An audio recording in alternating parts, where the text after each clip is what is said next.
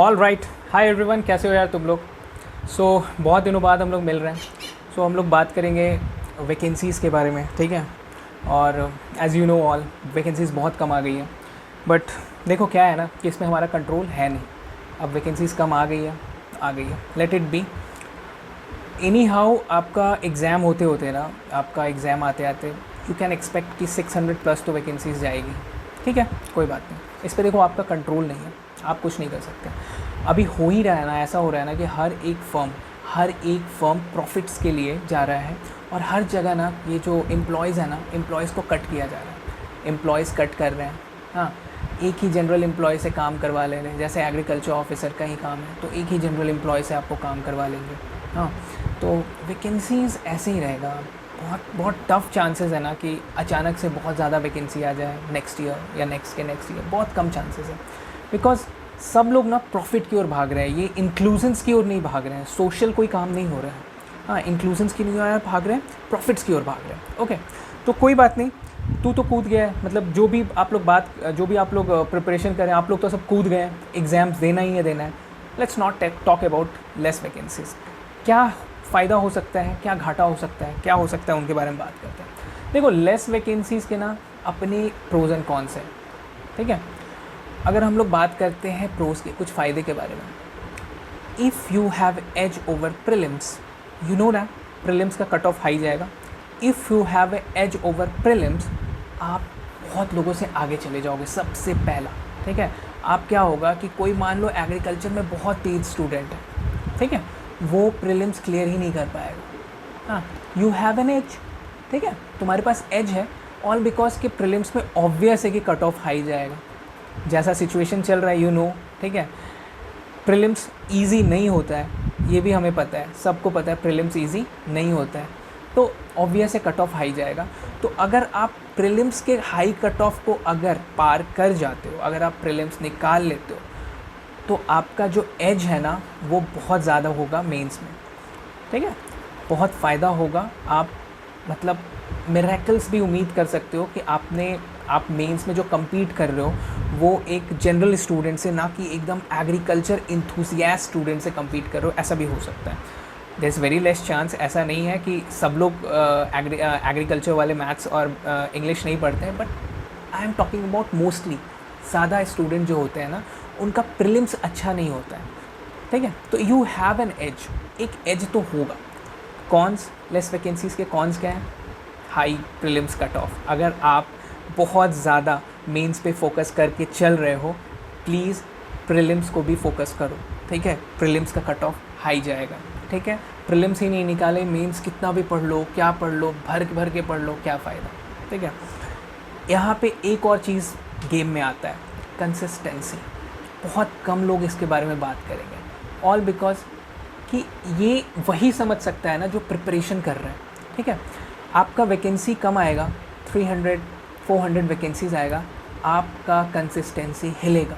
आपको ऐसा फील होगा कि व्हाट इज़ हैपनिंग है, मैं पूरा साल दे रहा हूँ, कुछ लोग 2 साल से भर रहे हैं, कोई 3 साल से एग्ज़ाम्स दे रहे हैं, कोई 4 साल से एग्ज़ाम्स दे रहे हैं, and what happening is vacancies कम आ जाती है। यहाँ पे अगर आप कंसिस्टेंट हैं अपनी पढ़ाई में, हाँ, एनीवे आप सोच रहे हैं कि कोई बात नहीं, जो भी है मेरे हाथ में है पढ़ना, आप पढ़ रहे हो, भगवान आपका हेल्प करेगा।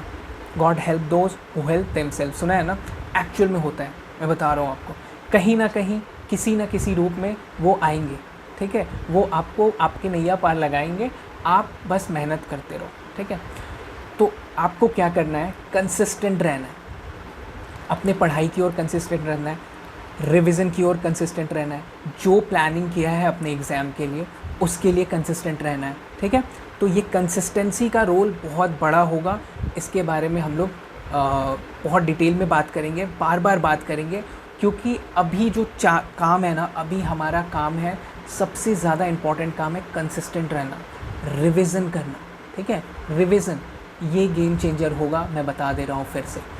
4-5 क्वेश्चन आपका अगर इजी छूटा, मैं फिर से आपको बता रहा हूँ, जो भी नए हो, जो भी आप एक्सपीरियंस हो, 100 बच्चों में से अगर 100 बच्चे हैं, 95 लोगों का 4 से 5 क्वेश्चन इजी मिस्टेक होता है, ईजी वाला क्वेश्चन वो मिस्टेक करके आते हैं। मैं ये नहीं चाहता आपसे। अगर आप मेरे साथ जुड़े हुए हो प्लीज़ ये मत करना। ये चीज़ें रिग्रेट इतना भारी रिग्रेट होता है कि मैं क्या बताऊँ तुमको, ठीक है। तो हमें क्या करना है, मल्टीपल रिवीजन। जो क्वेश्चन नहीं आता है छूट जाता है कोई बात नहीं, पर जो क्वेश्चन आता था और वो डायलेमा के कारण आपका छूट रहा है, इट्स अ क्राइम, ठीक है, इट्स अ क्राइम। ये नहीं करना है आपको, ओके। तो हमें क्या करना है, हमें रिवीजन पे बहुत ज़्यादा फोकस करना है।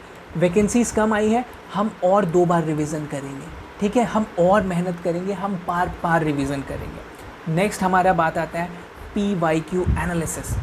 PYQs में जितने क्वेश्चंस आए हैं, हर एक क्वेश्चन का, जैसे एक क्वेश्चन आया है उसका सब डिवीज़न तुम्हारे पास रहना चाहिए कि इस क्वेश्चन में और क्या क्वेश्चन फॉर्म हो सकता है, और कैसे पूछ सकता है, क्या नहीं पूछ सकता है। इसको बोलते हैं ब्रेन स्टॉर्मिंग, ठीक है, ब्रेन स्टॉर्मिंग। सिर्फ किताब लेके बैठे नहीं रहना है, PYQs देख के शांत से मन में सोचना है कि और क्या पूछ सकता है वो, ठीक है। एग्जामिनर के माइंड से खेलना है, ओके। जो एग्ज़ाम ले रहा है ना उसके माइंड से खेलना है कि व्हाट दे कैन आस्क, हाँ, what new they can ask, क्या और पूछ सकते हैं वो हमसे, ठीक है। तो हमें ब्रेनस्टॉर्मिंग करना है। ये सब चीज़ें आपको दूसरों से अलग करेगा।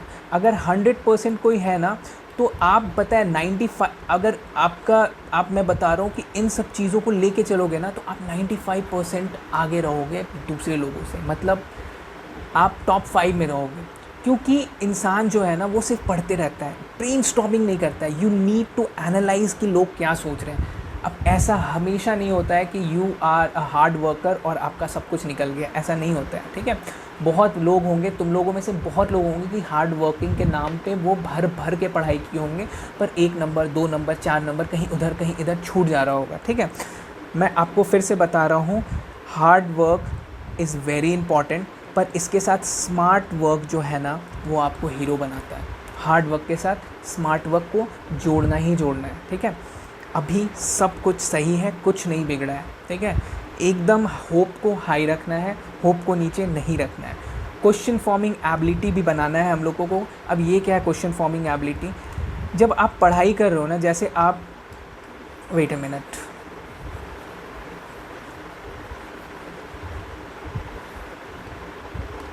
जब आप पढ़ाई कर रहे हो ना, आप मान लो आप SR कांतवा कर रहे हो, ठीक है, और कौन सा बुक है, RK शर्मा कर रहे हो, है ना, नेमराज कर रहे हो, है ना।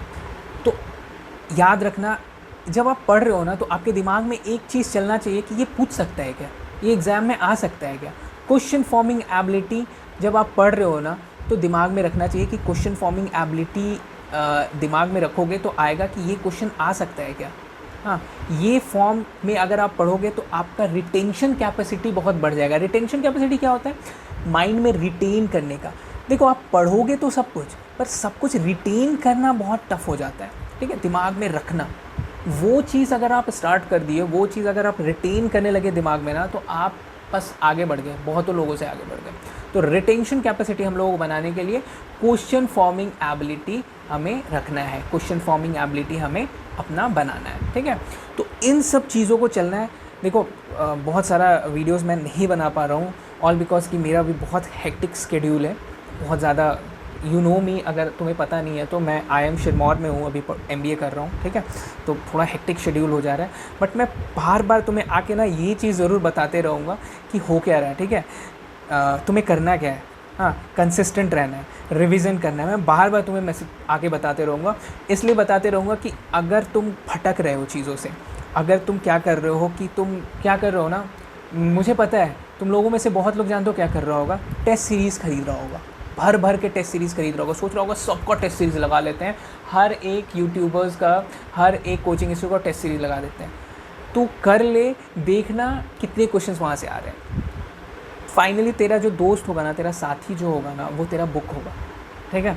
तो याद रखना, क्वेश्चन फॉर्मिंग एबिलिटी रखो, टेस्ट सीरीज़ की ज़रूरत ही नहीं होगी। टेस्ट सीरीज़ तेरे को करना है क्योंकि तेरे सारे दोस्त कर रहे हैं, ठीक है, it's well good, test series करो। पर टेस्ट सीरीज़ में दिमाग क्या रखना है कि मैं वहाँ रिवीजन कर रहा हूँ। ऐसे दिमाग में कभी नहीं रखना कि अरे यार ये क्वेश्चन आ गया, अब उस क्वेश्चन से हम बहुत सारा चीज़ पढ़ लिए, और मेन जो तुम्हारा कोर चीज़ है, कोर क्या है, कोर जो है वो बुक, ये जो 3 तुम्हारा मेन अस्त्र है, हाँ ये जो अस्त्र है इस पे तुम ध्यान ही नहीं दे रहे हो और तुम चले गए टेस्ट सीरीज़ पे। नहीं, लास्ट 20 दिन 25 दिन में जो भी इंपॉर्टेंट मिसलेनियस चीज़ें पढ़ते रहना ना यार, कोर को तो कंप्लीट करो। मैं बता रहा हूँ कोर से ही सब क्वेश्चंस आते हैं, ठीक है। नहीं विश्वास है, नहीं भाई कोर से नहीं आते हैं, PYQ एनालिसिस कर लो भाई, उससे तू अपने आप अपना जो ये डायलेमा है ना उसको पूरा कर ले कि देख कोर से ही क्वेश्चंस आते हैं। कोर क्या है, ये SR कांतवा, RK शर्मा, नेमराज, ठीक है। और भी जो भी तुम PYQ एनालिसिस करोगे उसके पॉइंट्स को ध्यान रखना है। कभी भी टेस्ट सीरीज़ को आधार मत बनाना कि टेस्ट सीरीज़ को आधार बना के मैं क्या कर रहा हूँ कि टेस्ट सीरीज़ में जो जो चीज़ें पूछी हैं उसका पूरा नोट्स बना रहा हूँ। क्योंकि मैं पर्सनली बता रहा हूँ कि कुछ जो कोचिंग इंस्टीट्यूट में टेस्ट सीरीज़ बहुत ज़्यादा ख़राब है, बहुत ज़्यादा भटकाऊ टेस्ट सीरीज़ है। और तुम्हें पता है ये जो नॉर्मल जो सस्ते टेस्ट सीरीज़ होते हैं ना, हाँ वो ज़्यादा अच्छे हैं, उनके क्वेश्चन क्वालिटी ज़्यादा अच्छे हैं, पता है तुम्हें। और जो ये महंगे टेस्ट सीरीज़ है ना, अच्छे बड़े नामी कोचिंग इंस्टीट्यूट, उनके टेस्ट सीरीज़ बहुत ज़्यादा ख़राब है। ये भटकाऊ है, बहुत बड़ा भटकाऊ चीज़ है यार, इस पर कभी मत भटकना।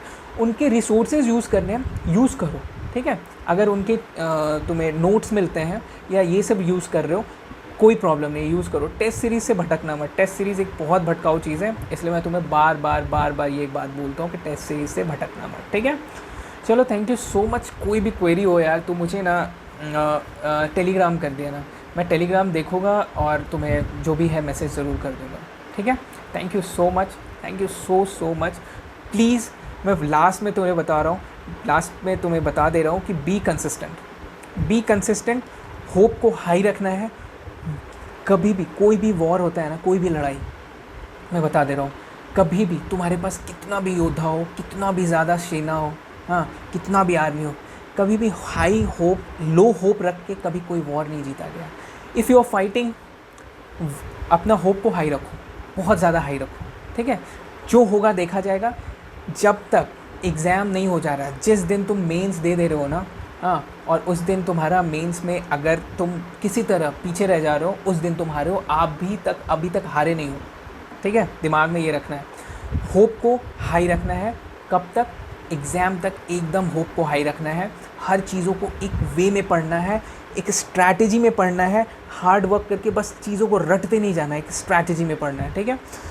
जितने क्वेश्चंस मेरे YouTube चैनल में हैं, 1 साल पहले के भी हैं, कभी के भी हैं, हर चीज़ करते रहना, ठीक है। जब भी टाइम मिले चैनल्स के क्वेश्चंस ज़रूर देख लेना, ठीक है। क्वेश्चंस में बहुत ज़्यादा हर एक पास्ट पेपर, ICAR के पास्ट पेपर, वो पास्ट पेपर, ये पास्ट पेपर, सबको निकाल के मैं बहुत अच्छे से क्यूरेट करता हूँ ताकि तुम्हें समझ आए कि हाँ भाई ये चीज़ इंपॉर्टेंट है, ये टॉपिक इंपॉर्टेंट है, वो टॉपिक इंपॉर्टेंट है। तो हर चीज़ को उस वे में करते रहना। Thank you so much, bye bye.